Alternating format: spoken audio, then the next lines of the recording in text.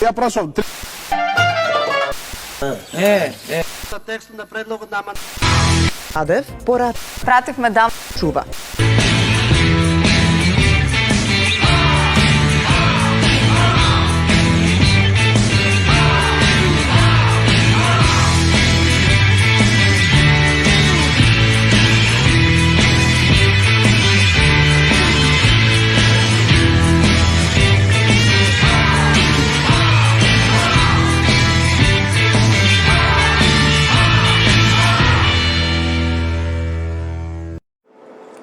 И добро вечер, поштовани гледачи, добро дојдовте во уште едно издание на Среда Едишн Тешки муабети со мене Стефчо Јакимовски, градоначалникот на Карпош и председател на Гром, и Милош Минич, пошто уште не може да му запатам Милошевски или Милошевски беше? Милошевски, трета верзија, тоа е. Ја Милош го знам многу време, а никако да запамтам кој му е презимето. Минич. Вечерва ќе зборуваме за повеќе теми кои што главно погодувате се однесуваат на економската криза која што туку започнува. Од денес се одмрзнати цените, малопродажните цени на основните продукти. Па во маркетите зетин се купува за 163 денари, брашно 60 денари, шекер исто така по цена од 60 денари, а се очекува да раснат и понатаму цените на основните продукти. Ова ќе го разговараме со Јакимовски. Се зголемува и цената на горивата. Од вечерва, вчера поточно за 8%, откако се врати онаа стара регулатива со која што цената на гориво се додава 18% ДДВ, наместо на претходната субвенционираната од 10% ДДВ, со што цена на литар бензин достигна до 106,5 денари за Супер 98 или 95 денари за Евродизел. Од вечера после 12 цената ќе се зголеми за дополнителни 2%, нешто повеќе од 2%, со што цената на литар нафта ќе кошта, на литар дизел гориво ќе кошта околу 100 денари, се друго ќе биде над 105 денари. Македонија во ЕУ никад нема да биде реално според мене, но има некои движења во смисла на тоа дека бугарската влада, бугарскиот председател Радев заедно со премиерот Петков требаше да одат на средба со францускиот председател, на кој што требаше да се договори пакет за почеток на преговори за Македонија, во кој што би требало да влезе и бугарското прашање со македонското прашање со Бугарија, требаше да влезе во пакетот поглавја. На ова се спротивстави Пендаровски. Од тука најверојатно и потек ќе пропадне, со тоа што и председателот на Бугарија Румен Радев ја откажа средбата, најверојатно останал само Петков да оди. Одиме малку пошироко. Се погласно се звечка со нуклеарно оружје.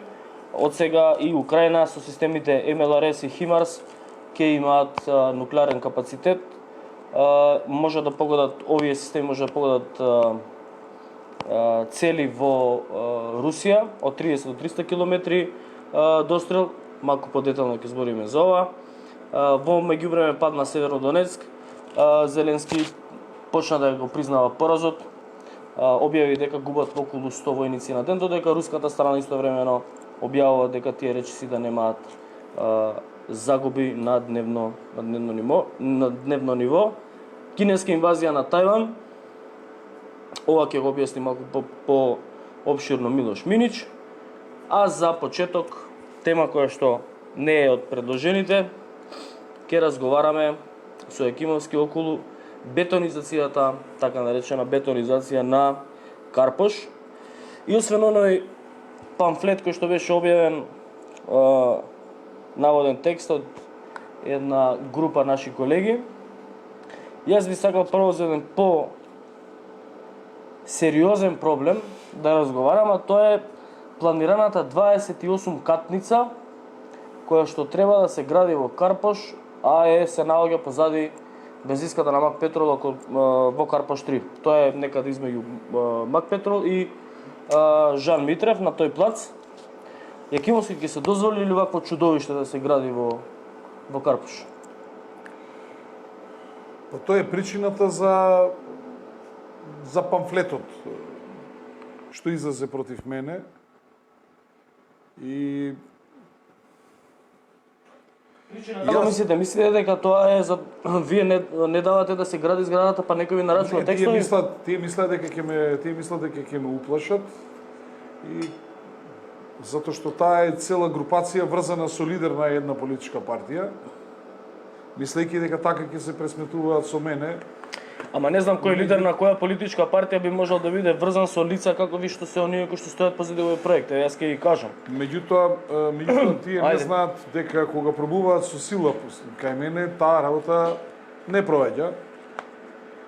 И јас ќе им кажам на целата таа групација дека мој подпис на 28 катница во Карпуш нема да. Се работи за проекција, ако не се лажам. Искористам сите мои овластувања и нема да дозволам изграда на 28 катница и правење на кефови на лидери на одредени политички партии, нивните блиски пријатели и целата таа групација која дури се дозволи лично мене да ми се закара. Јас ке морам поради транспарентност и дали сме медиум кој што чисто слоган информации без цензура, инаку носители на овој проект или инвеститори на овој проект се Гранит, Страшо Гранит, Теранова, Александар Ивановски Теранова, кој што сите го знаете од случајот Плацеви на Водно, каде што беше сведок, иако требаше да биде прво обвинет, според мене, а сите оние кои што го следат тој случај знаат зошто. Практично тој на неговите сведочења во неколку наврати неколку пати призна дека практично тој ја водел целата операција околу некакви плацеви, ниви, не знам што. Еден од инвеститорите тој, Александар Ивановски, така познат како Алек Теранова, и извесен Икец. Некој го кажува дека бил бизнисмен, некој го кажува дека бил хоштаплер, повеќе верувам на второто. А некој дека потрчко. А некој велат дека е потрчко, јас не го познавам вака човекот добро. Знам за кого се работи, ама немам подетални информации околу него, но таа екипа е блиска на некој председател на политичка партија, не знам јас за кого се работи, но знаете што, тој прати порака, значи порака, SMS порака, само да знаеш, внатре сум и јас. Кој? Па оние никој ништо, ама демек тоа јас е тој што стои зад него. Не, кој е внатре? Лидерот на политичката партија? Не, Икец. Значи, он стоел внатре, а тоа сака да каже, стои тој. Тој лидер. Не знам кој би си дозволил вака, сега нема да шпекулираме, ама не би си... Од тој може да биде таа, може да биде и тоа во деминутив. За мене е во деминутив. тој? Тоа лидерче. Тој ќе се спомне таа и ќе спадне на тоа во деминутив. Не би... Така изградата ќе биде во деминутив. Не би да шпекулирам кој е тој лидер, ама не знам кој со каква причиста свест би соработувал со вакви луѓе. Од секогаш матни, од секогаш сомнителни. Не знам... Па тоа е тој што вика дека треба да планови сега да не се носат, ама после избори ќе се носеле. Ке имало избори, ама да не се случи избори да дојат пред дури после 2,5 години. Мислам дека лидерите на политичките партии и Јакимовски, ти си лидер на политичка партија, малку премногу си дозволуваат да се ставаат во улога на бизнисмени. Александар, мене ми е тоа работа. Градоначални, не, јас кажам. Опис и попис на работа. Не, сега да кажам, кажам. А тој лидер на политичка партија, тоа не му е опис и попис на работа. Бизнисмени, градоначалници да стануваат, како да кажам, директори на предпријатија. Мислам дека тоа не е добра пракса. Особено не после тоа е нова пракса. Па каква и да е, не е добра. Ние имаме иновативни, гледате како војувањето во Украина има иновации во војувањето, така имаме новини во праксата, да лидери на политички партии, они се главни сега во креирањето на локалната урбанистичка политика во градот Скопје и во целата држава. Не е добро тоа, особено гледаме какви скандали се случуваат, имаме скандал како ној со околу плацевите доста има, околу плацеви, градба, гупови, дупови има доста За кои плацови мислиш? Па има плацеви наводно, има плацеви Делчево. Еве плацеви сега Карпош. Мислам дека има Тие плацеви во Делчево, тие се вансерийски плацеви. Тие се вансерийски плацеви на новите лица. Ајде да не се лажеме, па овој свет, цел свет направи специјално обвинителство за Груевски и компанија, ама криво седи правосуди, ние пари не видовме. Видовме ли пари негде? Овде од опозиција живи ги фатија со пари. Така или не е така? Инаку тие се Жив, колко се викаше тоа? Жив 100. Жив 100.000. 100.000. И на приказната да ви кажуваат, за забавиште нема да игруват, а не обвинители и истражители. Мислите дека оваа судска разрешение ќе заврши со осудителни пресуди за овие, можам да кажам слободно, високо рангирани членови на ВМРО ДПМН? А што треба да заврши? Ќе повторам. Луѓе на Груевски заедно со Груевски лежат затвори, осудени се на високи казни до 9 до 10 години, жив ден нареден не видовме пари. Овде Кешановиќ ги видовме на сметки извадени. Од Виена до Делчево, трак. Мислеле дека кој е близко до граница нема да ги фатат. Мислам таленти. Ајде да видиме вака сега, што Новите лица тоа се. Пазите, тоа се новите лица. тие се лица Оние старите За оние лица, кои што е- ама па и се овие новите се лица. од тие Уште некои. не дојде на власт лица, тоа збориме. во политиката и За лица кои што уште не дошле на власт. Да, не биле на власт, само овие се стари лица, но не биле прва лига. Сега пробаа прва лига, завршија Уендек и така отприлика изгледа. Оваа екипа, тие што следат политиката знаат дека оваа екипа е екипа на ВМРО Народна партија. Тој дел од ВМРО ДПМН кој што се отцепи, па потоа се реинтегрираше во ВМРО ДПМН, но независно од тоа, ме интересира за да разјасниме чисто за граѓаните каков е планот за влаe кој што според некои, за мене нелогично, е спорен. Таму, јас колку што знам, се предвидува игралиште, ако не се лажам, црква, парк. Поточно да објасниш Кимовски. Планот во влаe си е нормален план кој што го носиме назад 30 години. И нема никакви промени. Меѓутоа, планот им служи за пресметка со мене.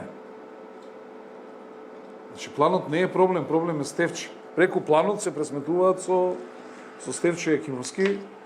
Ајде ќе го отвориме, тој план го нарачал Стефан Богоев, го подготвува Стефан Богоев, да го отвориме да видиме во подготовката како бил. Има ли разлика на подобро? И стручњаците што ги организираат и сопругите на тие што на лидерчињата што делат тамо флаери на протестите, нека дојдат они, нека го направат планот, да видам како ќе го направат. Ја не правам план, прават планери согласно закон. И тоа, и знаете како, уште ме престапуваат Стефче, Екимовски, не знам, прави згради постават. Па мене ми е во опис и попис. Мене ми се работи кои што и не сум должен да ги правам, а ги правам. Како што е чистењето, како што е косењето на трева, како што е одржавањето на кеот на реката Вардар, како што е поплучувањето на кеот на Вардар, како што е осветлувањето на кеот на реката Вардар. Тоа се све работи што не се мои, а ги работам.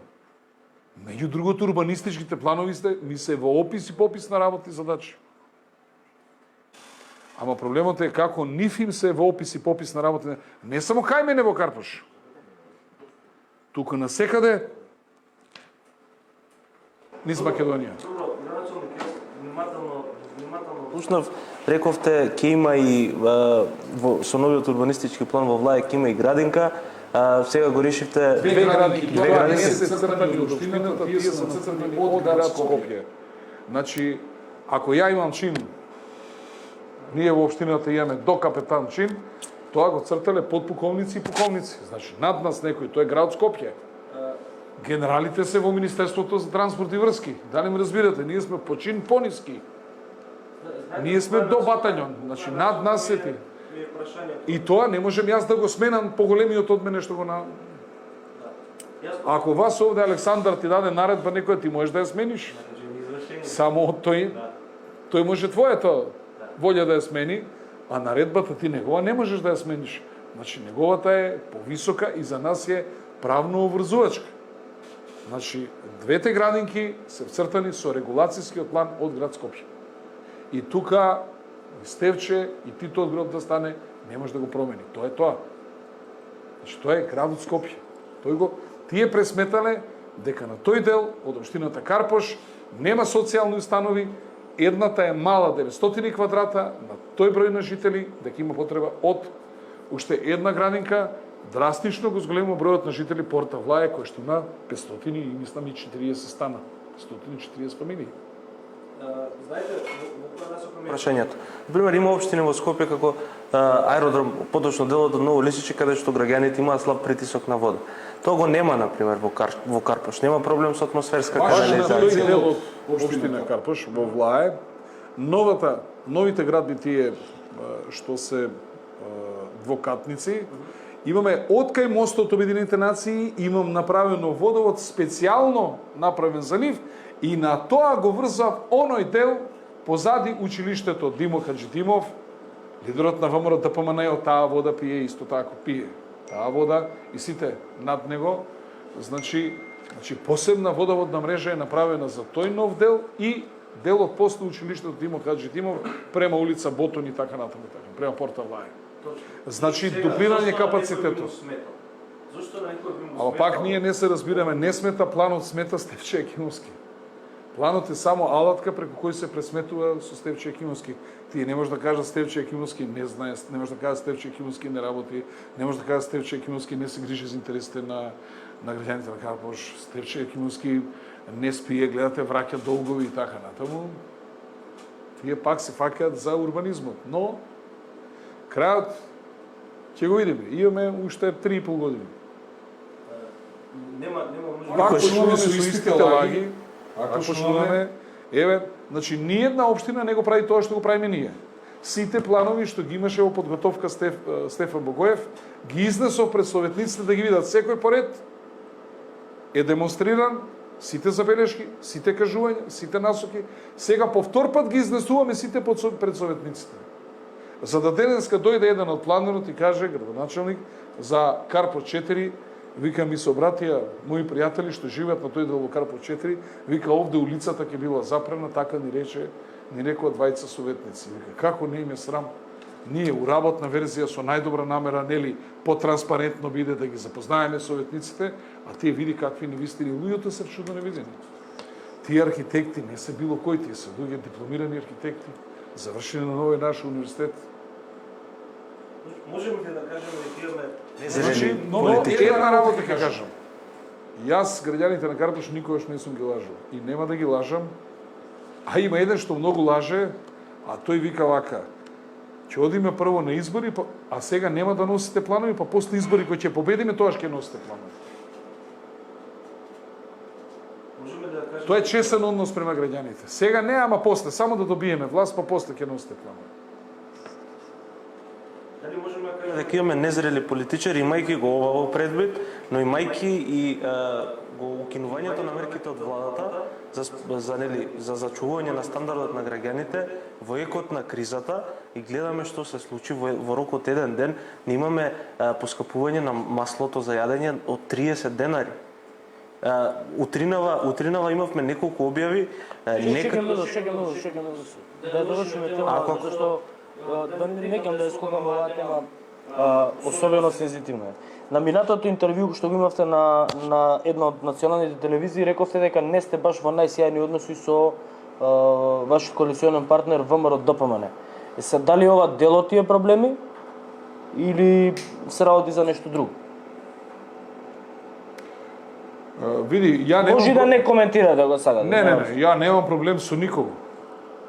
Јас функционирам најнормално, си ги исполнувам моите коалициони обврски, немам проблем со никого.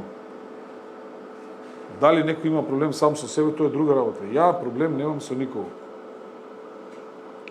Што мислите за овој протестот најавен на 18-ти? Гром ќе го поддржи протестот? Бевте повикани да се консултирате вие за да ве консултираат вас како политичка партија, како коалиционен партнер, дали треба протест или не треба во овој момент? Прво, не сме консултирани, а второ, ако не зборам на протестот, немам намера никога да слушам тоа и да му аплодирам. Јасно. Да преминеме на теми кои што се вака ептен актуелни, малку посериозни. Јас мислам дека е Посериозни од една иста тема, тоа е сериозноста на политичарите во овие тешки времења за државата. Зошто го говорам ова? Споменав тоа што владата ги укина вонредните мерки. Значи сега утринава објавивме една вест дека некаде до 11 часот се издадени 11.000 рецепти за диазепам. Господин Акимовски, граѓаните се веќе мислам дека избезумени. Гледаме што се случува на бензинските пумпи за заштеда на полн резервоар за заштеда од 400 денари. Можете да замислите колку значат тие 400 денари за овој народ, ако тој излегол од својот дом, На 20 за да иде да напълни 400 денари со 8.000 денари. Зашто да кај зејтино, зашто да кај левот, 5 лева ако купиш, по 6 денара се 30 денари. Значи, оној што внимава на сите работи, не знам, ако купуваш акции кај што има по маркетите, ако ги следиш акциите, таму можеш да заштедиш минимум 100 евра за едно семејство, така да семејство кое што живее со 30.000 денари во месецот, 8.000 денари им се планина. Меѓутоа, моето мислење е, а сум ви го кажал и минатите емисии, офлеле мајко ќе биде некаде кај нова година. Сега уште не сме го уште лагани се чини.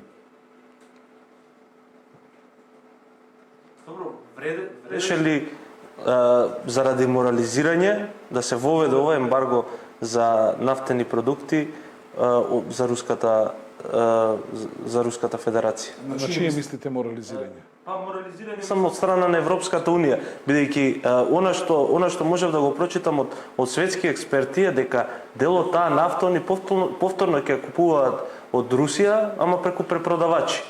Вели тоа е пазарот на нафта, тие се изворите, тие се наоѓалиштата. Значи што они до сега имат 8.000 санкции воведено на Русија. Значи 8.000 санкции, а пред да ги воведат овие последниве санкции, они веќе 3.000 санкции беа на сила, така да очекувањата нивни дека со тоа ќе го срушат Путин, ќе дојде до ново раководство. Што мене ме плаши? Мене ме плаши Путин ако падне да не дојде полош од Путин. И дека ова што се случува сега не е масло на Путин, туку е на поширока, општествено, како да кажам, планерска, стратешка или како сакате воено-тактичка разработка, во која што кој да дојде на власт ќе го даде истиот одговор. Се плашам дека се работи за таква работа и да не сочиме да дојде во Русија полош од Путин. Во смисла поарогантен, подрзок, поспремен за тепачка. Сепак мислам 2007 на Минхенската конференција Путин понуди заедничка безбедносна политика за Европа и Русија, во која што ќе влезе и Русија, и дека заеднички безбедносен предизвик е тероризмот. Нити Русија за Европа, ни Европа за Русија, меѓутоа очигледно нивните патишта се разидоа и гледате од 2007 нааму за 5 години што се случи и во трката во вооружување и докаде ја дотеравме работата, а она што е најстрашното, неговата главна провладина новинарка вели ке има трета светска војна, ке има денацификација на Европа. Што тоа кажува? Тоа кажува дека војната ќе се прошири на Европа. Таа се движи во тие кругови каде што ги слуша тие работи. Тоа значи дека некој е таму спремен да иде на војна од пошироки размери. Не дека се плаши, туку е спремен да иде на поширока војна. А тоа значи ќе дојдат уште потешки моменти. Има една теорија дека Вие гледате кај нас, кога владата сака нешто да направи, прво ги пушта новинарите да пуштат во медиумите пробни балони и така. Истото тоа секаде. Тоа е начинот на комуникација со јавноста, за жал овде со светот е таа комуникација. Поскапувањето на... Јас мислам дека нафтените деривати ќе одат дури до дупла цена од ова. Добро, тоа значи дека ќе луксус за обичниот граѓанин да вози автомобил. Единствено ќе може да функционираат, нели, Ќе поскапат и велосипедите? Па нема челик, нема од што се прават велосипедите, не се прават од пластика. Да, алуминиумот исто. Алуминиумот, железото и тие ќе поскапат.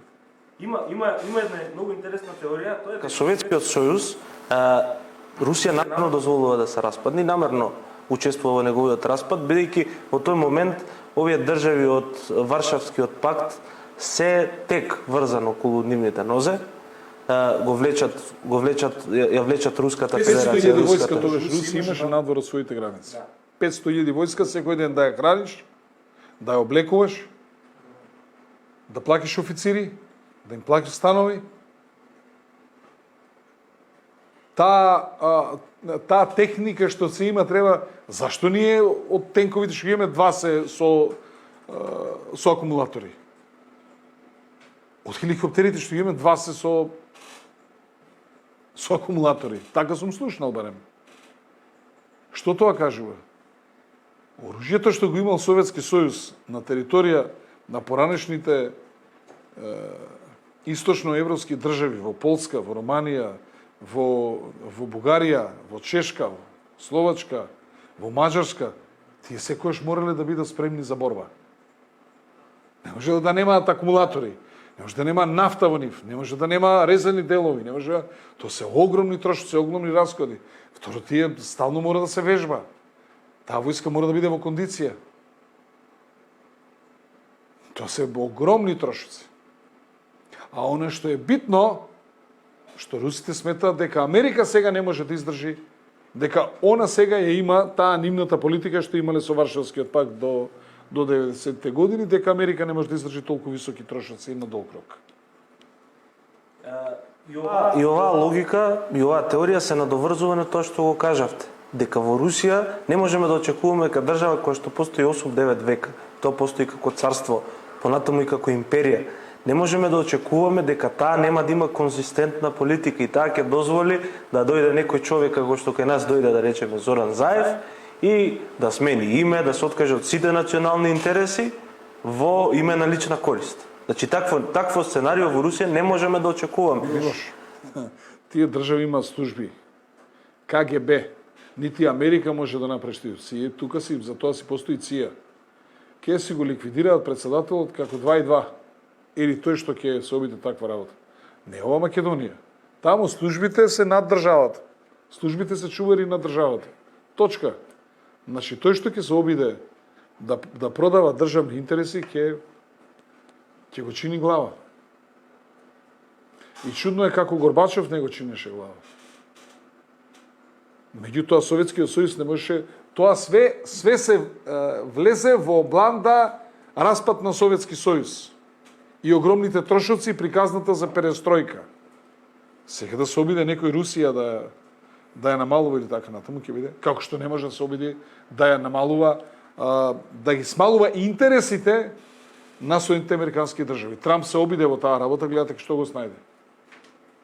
Че нема шанса да му дозволи. 40.000 ливчиња сите за Бајден. Точка. Тоа е со... Да, таква крива на избори нема никаква... Тоа е со фини средства. Другите средства се знае какви се за тргање на луѓе што продаваат национални интереси. Ама тоа се држави. Тоа се империи. Ние, за жал, не сме тоа. Александар, сакаш нешто да... Да, сега да кажам, ние сме далеко од империја. Со земење воздух. Ние сме, не знам, да се опуштам микрофонот. Жито чекаме од Србија, зетин чекаме од Србија, ПСР тестови од Србија, вакцини против ковид од Србија. Мислам дека ние Добри сме, едно време млеко чекавме Србија. млеко чекавме. Из Лесковца. Из Владичин Хана. Јаглен чекаме од Косово. Значи ние Само сме Оризот е наш. и тој го нема. И пиперките. И тој го нема, и Оризот го нема затоа што нема кој да го купи, нема пари да кој ќе го откупи тој Ориз. Сега доаѓа една друга ситуација, треба да се откупува житото. Житото во моментов го везуваме 28 денари од Србија. За колку ќе го откупи државата земјоделски? Александар, ние секогаш увезуваме жито од Србија. Не, јас зборам за цената, затоа што за нашето жито јас зборам, затоа што Министерство за земјоделство и економија немаат објавено уште консолидирана цена за откуп. По мене тој ќе се движи меѓу 13 и 15 денари. Ама не може да се движи измеѓу 13 и 15 денари од проста причина што и овие земјоделци што сега го жневата во жито ги имаат исти или ќе ги имаат за следната реколта зголемени трошоци. Тие мораат сега затоа што е планирано производство од сега да ги наплатат трошоците однапред. Абе да било лесно земјоделието, сите на село ќе сме И не може ние да купуваме, да увезуваме 28 денари без пресметан транспорт од Србија килограм жито, на нашите да им даваме 13 или 15. Навреда е апсолутно. Навреда е за нашиот земјоделец, имајќи во предвид дека се зголемени давачките за горивата, енормно се зголемени давачките за вештачките Не ѓубриви. брзете. Значи, едно е кога е гумно, значи кога се жнее житото, цената е нормално пониска. Имаш домашно производство. А друга е цената кога ти ќе го потрошиш домашното производство и купуваш и увезуваш, нормално дека е повисока цена. Откупната цена ќе биде далеко пониска од 28 денара, ви гарантирам 102,6%. Ја имам некоја информација дека ако биде испод 22 денари, дека земјоделците ќе се паркираат пред влада. И мислам дека тоа ми е правилна одлука. А ако биде 20 денара, тогаш лебот ќе биде 100 денара. Па нека биде. Оти тој лев треба некој да го меси, тој Ама лев нека треба биде, некој да нели го ние пече. сакаме да бидеме дел од Европската унија и да воведеме ембарго на Русија. Ние сакаме тоа. Чим така, тоа сакаме да плаќаме и лев од 100 денари. Штом сакаме ЕУ, сакаме и ова. Ние имавме Александар, таа работа е завршена. Дали ние сакаме или неќеме, не може, мораме. Ние сме дел од тој колективен систем. Мене дома ме учеле дека мора само една работа во животот, ништо друго не мора. Или што би рекли американците, две работи мораат. Да умреш и да плаќаш даноци. Толку, друго ништо не мора. А кај не се да умреш и да воведеш санкции. Да. И да умреш, и да воведеш санкции. Мислам, ајде Мичо, ајде. Пак ќе го продолжи во таа насока разговорот. Не може да се бара од земјоделците да го субвенционираат сиромашниот граѓанин. Може државата некако да ги субвенционира крајните произведувачи, значи тие што го произведуваат лебот, па некако да влие да се намали цената. Не може да се бара од оние луѓе кои што буквално зависат од време, од временски услови, од сите варијабили на пазарот, да се очекува тие да ги субвенционираат сиромашните граѓани. А ние цел време тоа го правиме. Што мислите колку се троши нафта за орење? Колку се троши за за прскање, за фрезање, за прскање, за колку се троши за фрлање семина. Тоа не се фрла со рука, се тоа фрла со трактори, машински. Колку се трошат пумпите за наводнување, се троша енергија. Тоа сето ги покачува производните трошоци на житото. Житото мора да се жнее со комбајни. Тие сакаат нафта. Не идат на воздух. Нема комбајни на воздух, на нафта. Значи све тоа, таа пуста нафта, па ја има или ке Путин ке купиш или од саудиските арабици, или од Венецуела, од Иран, тамо. Не можам да разберам зошто не му текна на некој да отиде, например, некој наш политичар, борам, од власта да отиде во Венецуела, да склучи еден договор, ќе ви продадеме нешто, па не, ако можеш Америка да оди да го направи тоа, да бара Господинот Милош Минич е млад и неа знае она поговорка у со луна, грош со муна, до со луна, 100 со муна. Сега од Венецуела го носиме превозот. Тој танкерот троши ли нафта кога вози, кога брчи? Троши, ама кога немаш. Едно е да возиш ти од Чарното море до тука или од Иран што ни е помниско до тука, преку Суетски канал, а друго е да ја носиш преку Атлантикот. Во овој момент кога веќе говориме за нафтата и нафтените деривати, ќе го замолам Иван да ја пушти втората слика. Две слики му пратив. Тоа се колку е бруто домашниот производ пропорционален со искористувањето на нафтени продукти. Еве, како што може да ја пушти Иван сликата, ја гледаат гледачите, да. Колку што може да видите, најголемата економија во светот Америка троши најмногу нафта, втората економија е Кина, на второ место е по потрошувачка на нафта. Најразвиените. Да, и она што А трета која е трета? трета е Јапонија, па потоа е зад неа Индија, Русија и така натаму, Тоа што сакав да го напоменам е да разберат гледачите дека впрочем нафтата, нафтените деривати развој без енергија. Нема. Да. Кина е втора по големина земја во свет по граѓанство. Ама не е толку индустријски развиена како што е Америка и Кина. И Кина и Јапонија. И гледате дека они се преднесе без разлика што е она веќе милиарда и пол. Значи, енергијата нема развој без енергија. Клучот за развој е енергија. Па ние кога требаше да ја развиваме енергијата, мислам да го дискутиравме тоа во една претходна емисија, кога требаше да развиваме енергија, инфраструктура. Ние го затворивме Панде Лазаров. Да. После го браневме Кој ги правеше сите централи во Македонија. После го Матка, браневме еден. Рисот Марк.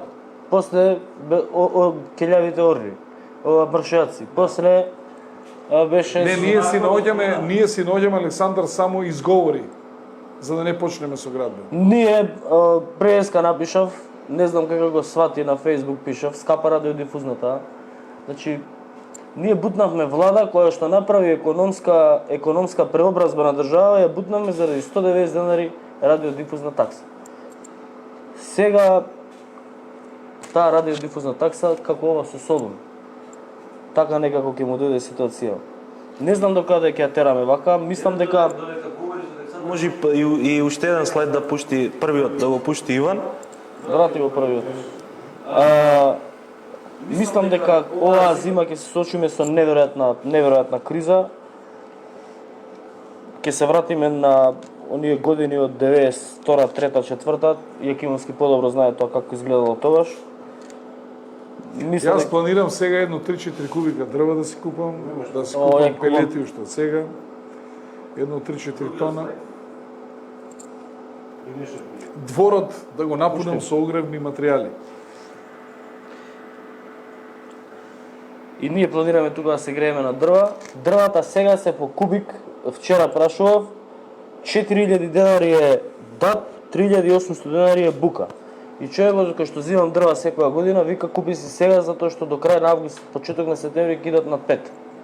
На овој слайд, еве сега што го гледаат и гледачите, и ние што го гледаме во студиото, се гледа дека повеќе од 20% од вкупната енергија во светот, човештвото ја добива токму од нафтата. Што правиме кога ако ја преслика таа слика во Европа, што правиме ако Европа остане без нафта, ќе остане без 20% од своите енергетски потреби? Гледаме дека некој помалку од 1% се овие обновливи извори на енергија, зелената агенда која што толку ја промовира. Они ќе најдат, значи, вака се, да знаете. Америка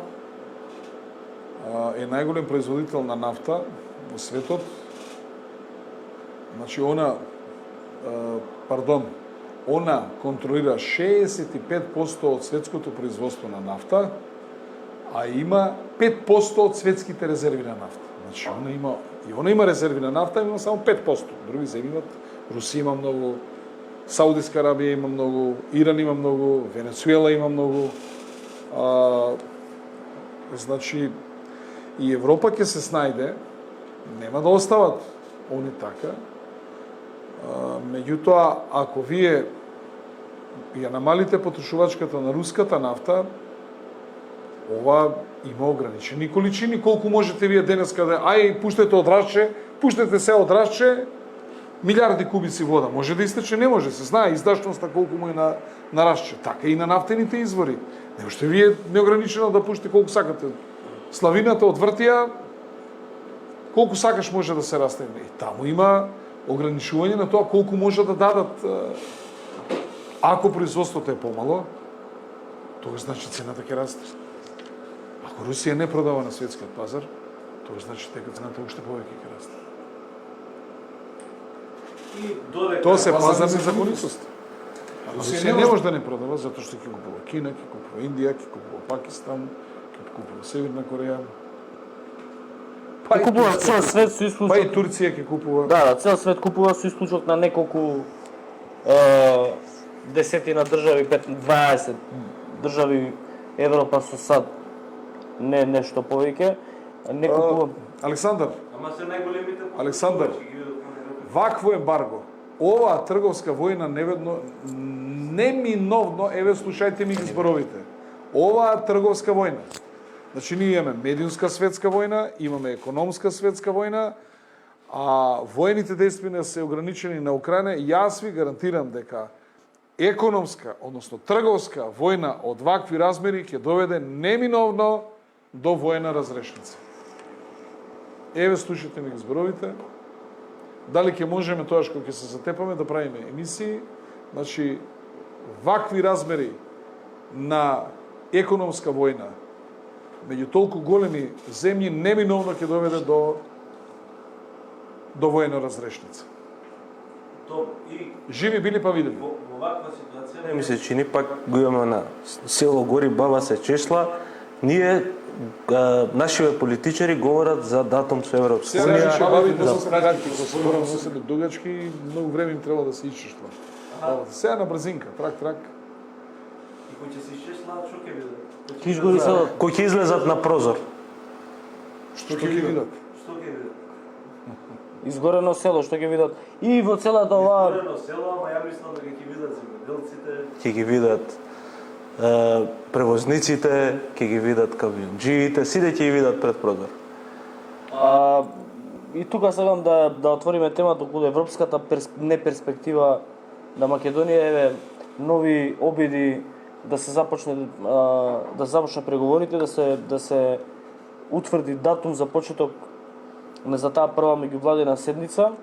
Како што кажавме на почетокот, имаше иницијатива од францускиот претседател Макрон на состанок со премиерот на Бугарија Петков и претседателот Радев да дефинираат пакет кој што ќе биде прифатлив за Бугарија. Тоа е Македонија да добие датум, ама да прашањето околу Македонија да го решаваат, да се решава како едно од поглавијата за И што е разликата ако сега не држат и не држат после 5 години? Ковачевски ќе има продолжат кандидат. Што е разликата ако сега не држат за гуша или после 5 години? Пак ќе бидеме давени, исто се ваѓа. Само ќе бидеме поизмачени. И само повеќе ќе се надеваме. И буквално е ова, значи они внесуваат како што русите украинците ги внесуваат у котел, не внесуваат у котел. Да влеземе подлабоко, за да немаш каде назад и тогаш полесно ќе попуштиш.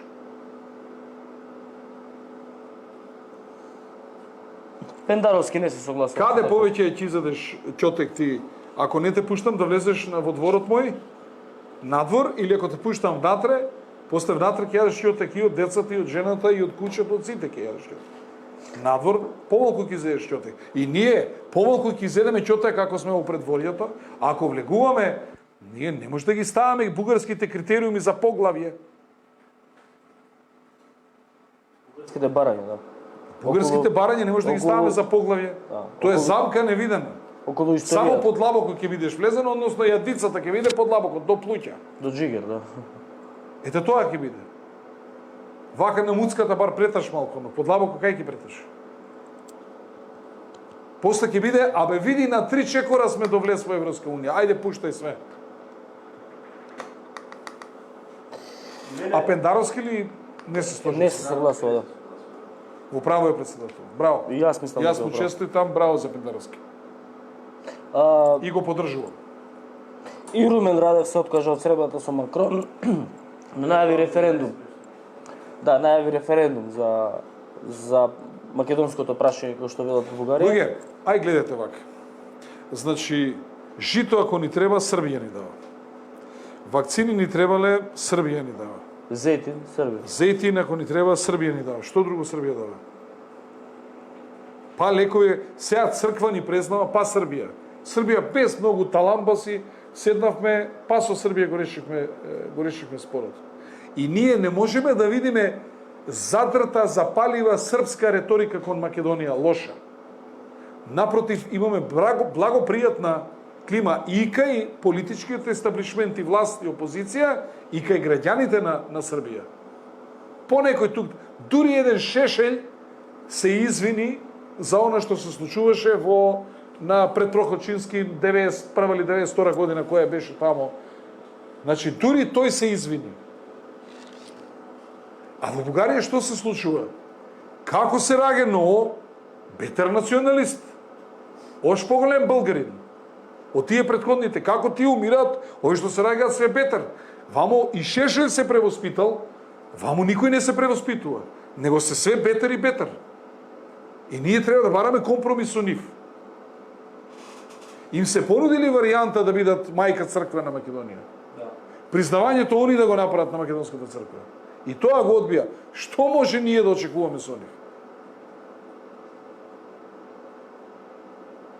Јас знам, граначалник. Јас, како да ви кажам, не растурувам игранка, не викам дај да ја земе топката и да нема игра. Ама ние мора... Ке ми каже некој, види, ние сме малечки, не можеме да поставуваме услови. Па 91 година, кога се осамостојувавме, да бидеме држава или да бидеме малечки. Тоа го можеле само големите држави. Па ако сакаме да бидеме големи, треба да седеме со Југославија. Ние се осамостоивме за да бидеме малечки. Ако тоа им го кажевме на народот 91 година, малку утре ќе продеше референдумот. Ама ние на народот му рековме дека ќе бидеме држава. И ние мора да се однесуваме со сите атрибути како држава. Ова се нашите црвени линии, од тука натаму ние не попуштаме, точка. А што мислите Макрон зошто сака ова да го пројде сега? Па затоа што и нив им гори. И они се плашат, Србија не им попушта. Ако и претат со војна со све, со војна од Босна, со војна од Косово, со војна од Хрватска и така натаму, ако и претат, не им одговара нив сега не да Боже да дојде до војна и на Балканот. Малку им е Путин, па уште и овде да... Тогаш ќе им се повтори истата работа пред Втора светска војна. Боле рат него пакт.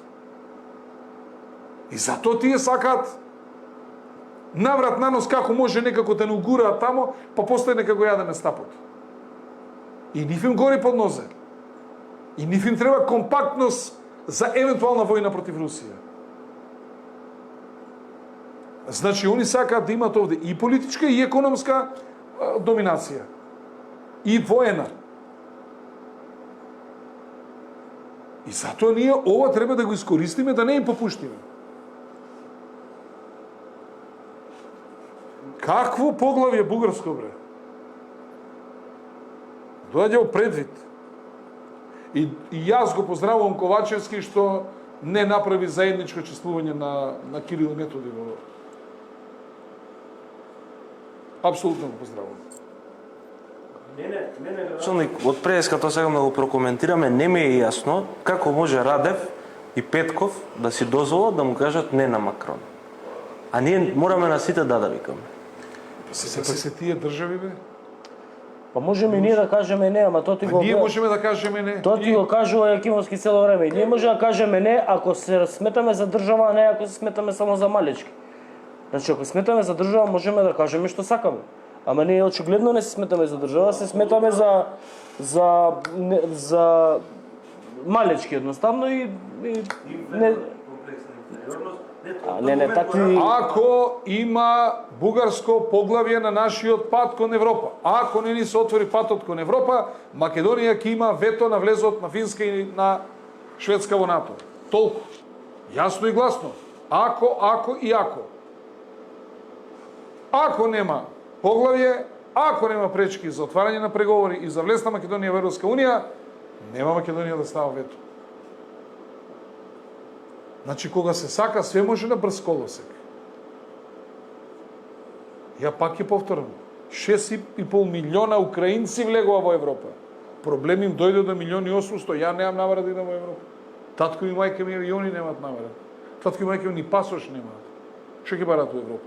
Сите 1.800.000 ќе идеме, ако ги отвори вратите Европа. Толку сме ние проблем македонците. Прашање нивната политика и нивната позадина, која е компатибилна со бугарската, колку ние цврсто ќе држиме, они ќе мора да се коригираат. Не можат они да дозволат сега нестабилност овде на Балканот.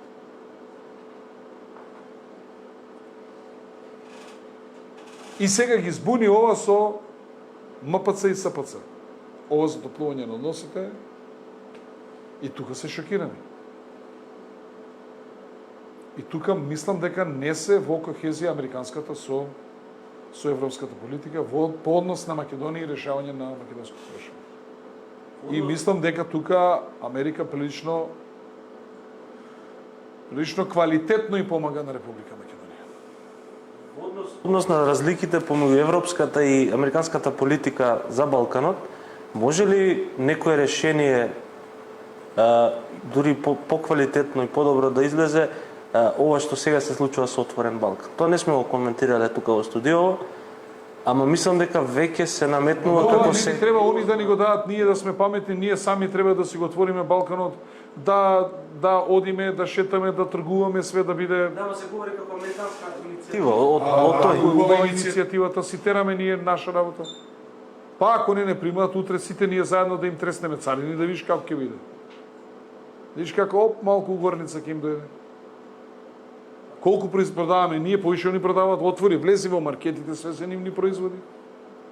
Широка потрошувачка, кинеска, ова другото, све е нивно. Хајде да видиме од кај ги набавуваме опрема, хајде коли од кај купуваме, луѓе? Од Европа? Хајде да ги укинеме царините со Јапонија и со Кореја и да видиме што ќе возиме. Што е БМВ-то поквалитетно од Лексусот? Од Тојотите.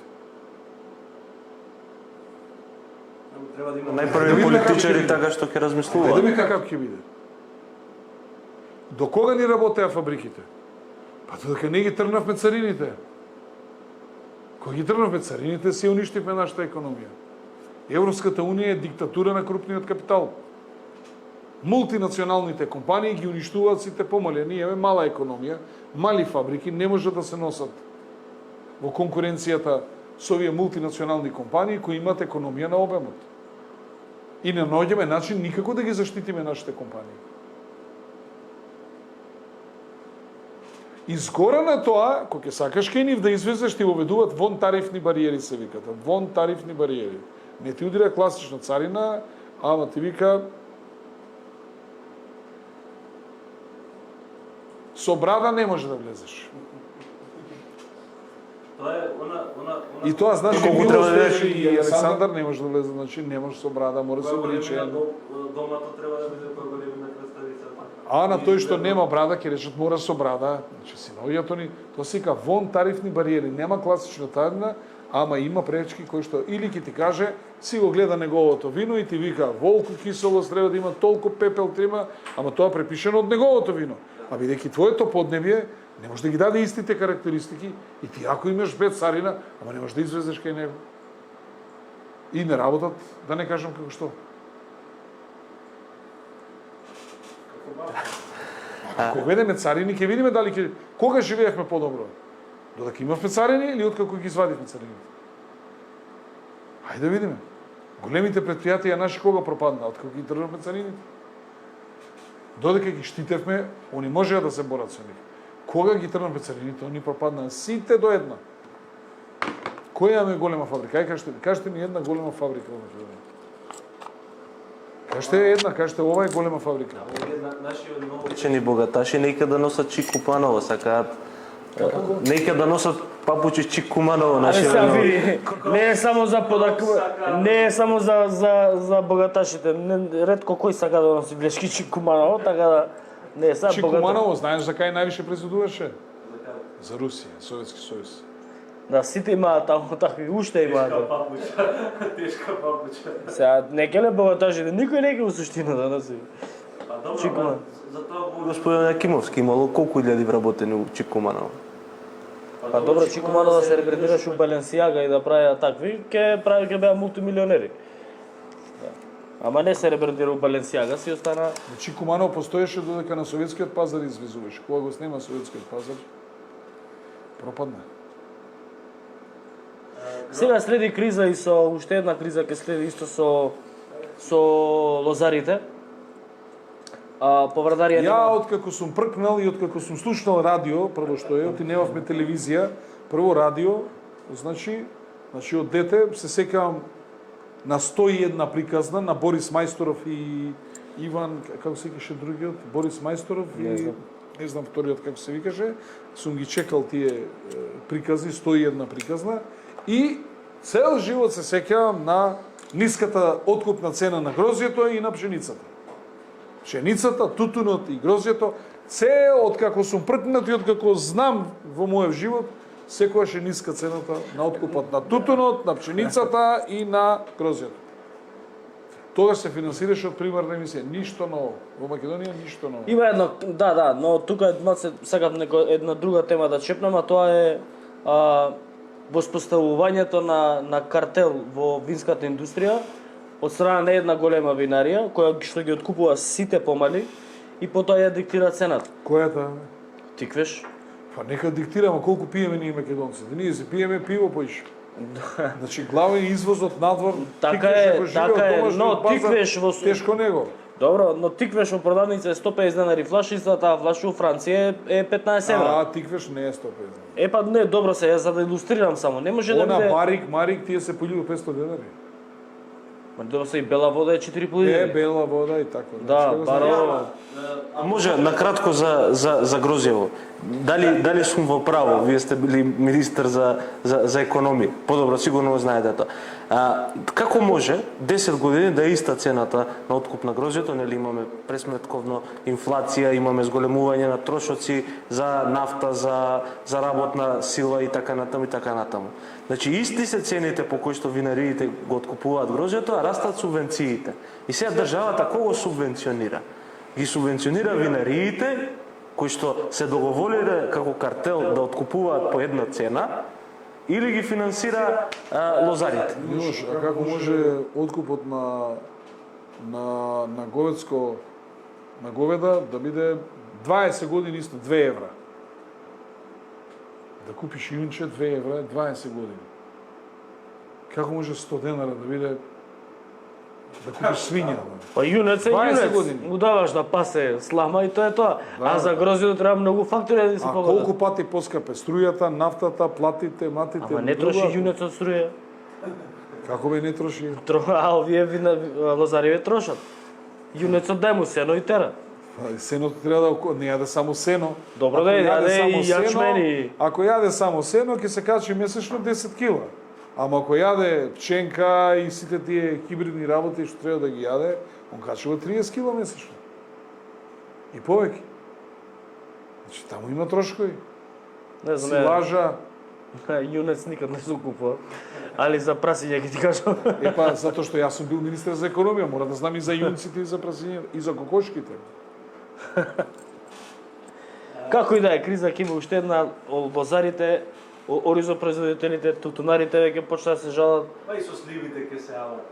Со све. Со сливи. Со малините ќе се јават. Сите. Ова се зеза Александар, бидејќи јас произведувам малини. Јас молам Господа биде над 200 денари. Сега не може. За грозјето да не се Килограм. Сега они за колку беше за 300 грама плаќаат 140 денара у продавница, а мене 200 денара се радувам да ми откупат килограм. И он се смее. Ја мислам дека ќе имате сите, ќе имате проблем со откупната цена и ќе си застанете пред влада да се протестирате за да се згоними цената на откуп. Ја нема да застанам, ако не бива багерот и нема се мачам. Рековте граѓан дека немино ова трговска војна да заврши со вистинска војна. Сега последното звечкање со оруџје е поради оние системи МЛРС и ХИМАРС кои што треба да ги Преска Александар што зборуваше за комшијата што го нервира, кажа дека го фатил за гуша. Гледањето преку прозор кавгата еден ден мора да доведе до фаќање за гуша. Исто е како со комшијата. Па Така, после Александар? доаѓа полицијата, да. Да, сте го фати за гуша. Не, денес не. Денес не, ама денес не. Истото е со ова. Значи, трговската војна, меднурската војна мора да доведе до војна разрешница. Еве гледате како. Сега доаѓаат од краток и среден дострел ракети. Овдека ние сме у двора со краток дострел само и све е земја. Краток дострел се пцовките преку. Да. Значи, Русија веднаш вика, ако дојдат ракетите, ќе имате нуклеарен удар. Нуклеарен, тоа е со тактичко нуклеарно оружје. Да, Со сиромашен удар и готово више. Кругот се врти. Јас се плашам дека они ќе им ги удрат депоа така што им ги испорачуваат и тоа во земја членка на НАТО, не само кога ќе стигнат на украинска територија, него пред да стигнат на украинска територија. Зошто се овие Системи опасни, тоа е бидејќи имаат дострел од 30 до 300 километри. И многу лесно, например, од Харков може да се погодат воени цели на руска територија. Руските ракетна одбрана што ќе прави? Ќе дреме? Они се поспремни за многу посложени системи од тие 30 до 300. Зошто се поопасни овие од краток дострел? Малку време треба. Малку време имаш да го откриеш и да му контрираш. Тие на дугачок дострел и затоа русите цело време викаат тргнете ми се од поднос да имам време и ти и ја ако ти пратам ракета да имаш време да ја откриеш и да ја собориш, но и ја да имам време кога ти ќе ми ја пратиш да имам време да ја откријам и да ја соборам. Зато се полоши овие од краток дострел. Нема време. Да ја откриеш и да ја рушиш. Инаку до сега русите на украинците им уништија 96 системи С-300. Значи, Постојат потенцијал. 90. Цела морнарица им уништена, авиацијата им е готово 10 комора. Иначе Украина имаше 4000 тенкови, мислам дека негде 500 се уништени, а Русија има преку 32.000 тенкови. Многу интересно се изгуби оној наратив дека Украина победува. Изгледа Русија набави чипови. А каде бил тој наратив? Тој наратив го имаше во задните медиуми. Например, кога го завземаа русите Азовстал, велеа дека не било тоа предавање на азовците, него се повлекувале, се евакуирале. И сега тој наратив наеднаш го Се снема. евакуирав за затвор. се евакуират на Сибир? Ги спомнавте азовците, за нив се спрема меѓународен суд. Веројатно земји блиски на ОДКБ. Предпоставувам ки има и кинески суди, веројатно и од Венецуела, од Бразил. Као што беше Хашкиот трибунал и тешко на тие азовци ќе биде. Значи венецуелци ќе им судат На американските инструктори. Што ги најдеа таму? Може да се деси. Значи, они спремаат досиеа, обвинители, суди, истражители.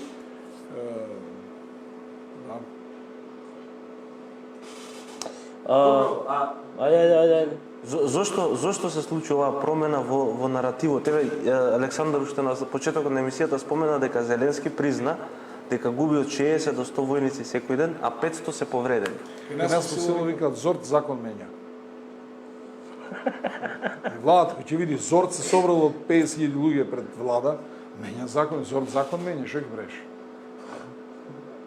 Што ќе правиш? Дневно стотка ти тепат, што ќе викаш? Вреки само вракеш. Џони Деп победи во неговиот Им Џони Деп. Да. Џони Деп имаше судење со неговата сега бивша сопруга Амбер Херд. Или се најути професорката Јасна Котеска. Јасна Котеска може да гледа филми со Амбер Херд, пошто веќе нема да има филми со Амбер Херд. Само старите може да си ги прегледа. Александар, не знам кој победи, ама јас сум денеска резигниран што Џоковиќ изгуби. Џоковиќ вчера изгуби Играше катастрофално. самиот од себе изгуби. Толку многу грешки направи. Да. Инаку кога сме кај спорт само Украина победи во квалификациите за светско, ја победи Шкотска, одат на светско, на светско. На шведско, да. На шведско. На светско, да. Сега сите ги им попушта. Па се дали им попустија игра добро. Знаеш како тоа ги Джаши судија наш, судиите Мала сега. такмица беше.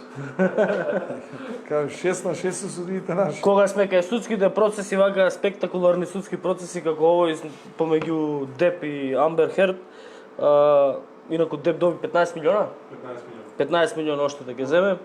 Да, имаше тие што го следеа процесот со помеѓу Џони Деп и Амбер Херд, има да видат таму многу гротескни работи. Но морам за нашава правосудна сцена да кажам една пофалба, како најголем критичар на обвинителството, судовите. Денес Врховниот суд ја потврди пресудата за рекет. Уште мојата да ја потврдат и ќе се видиме таму сите заедно. Пошто е во врска со рекет, но Почиња трета светска. но не верувам, да, мислам дека ќе се вразумат сите. Морам да кажам дека е чекор во градење на повторна доверба во судството и во обвинителите. Се извинувам, што е потврдено? Пресудата се жалеше Бојан Јовановски, бара вонредно преиспитување на одлуката. Бојан Јовановски Боки 13 и КТЦ Анева бара преиспитување на одлуката за рекет, пресудата за рекет.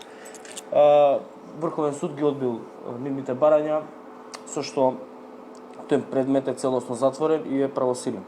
Беше правосилен пред тоа, затоа кажам водреден правен лек е ова. Уште фали уште двајца тројца да се најдат обвинители, кои што нема да имаат подлабоки џебови за да почне ова судство да функционира како што треба. И достигни зборови. Мечка Занемев. не е мала работа. Ако немаме што да додадеме, ја предлагам тука после час и 10 минути да ја затвориме емисијата. Има Уште една тема која што да спомена на почетокот, Кина, Тајван. Што има Кина? Кина прави војни вежби.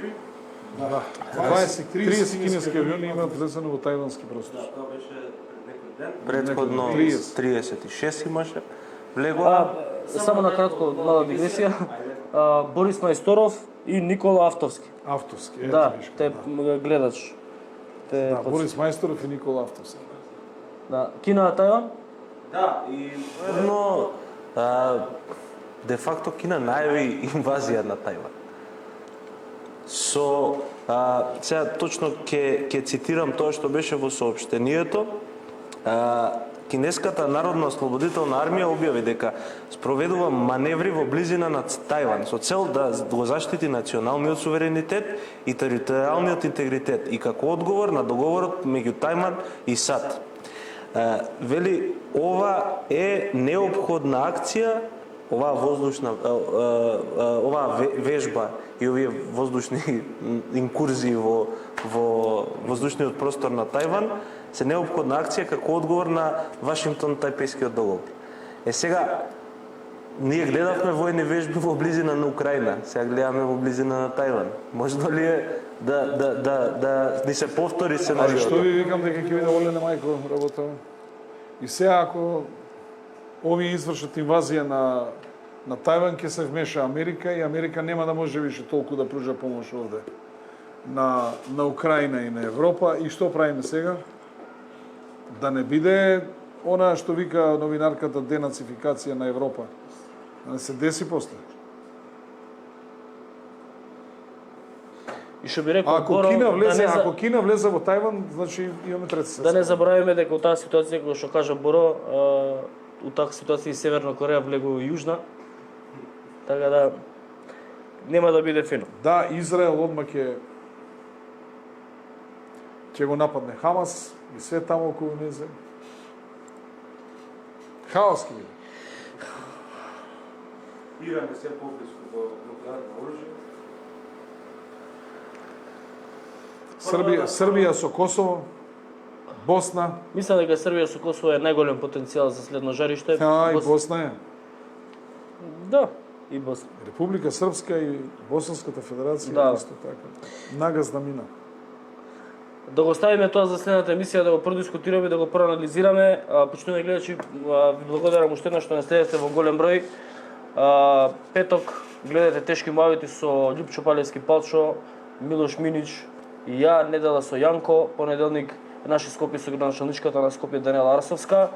Останете во добро здравје, штедете и купете јод, пошто, како што каже Милош, ќе почне и да се играат со нуклеарки. Читате Инфомакс, добивате информации без цензура и секогаш први. Поздрав! Први ќе знаете дали почнала нуклеарната војна. Гаси го бе.